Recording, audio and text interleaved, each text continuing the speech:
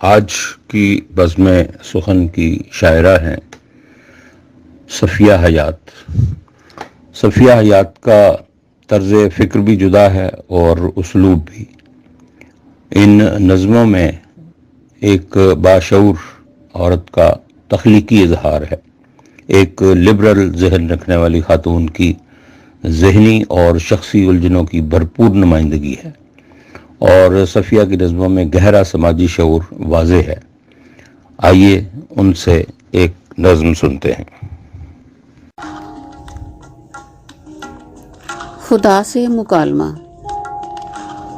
इंसान नहीं जानता दर्द ने कब उसके साथ जन्म लिया।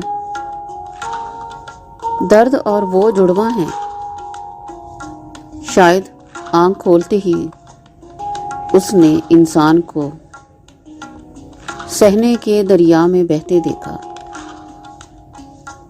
वो दर्दों की गठरी सर पे उठाई, कैक्टस के कांटों में बैठा, सस्ताने को जरा सा लेटे तो नींद में भी आसूदगी नहीं पाता।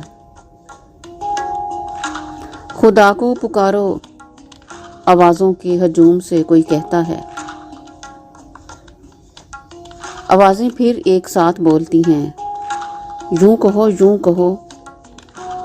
वो बोलता है, फिर आवाज़ आती है, यूं ना कहो। वो शशो पंच में दायरे में चलता, दर्द के साथ कैक्टस की जड़ों में दोबारा उगने चला जाता है। खुदा के साथ मुकालमा अधूरा ही रह जाता है, अधूरा ही रह जाता है।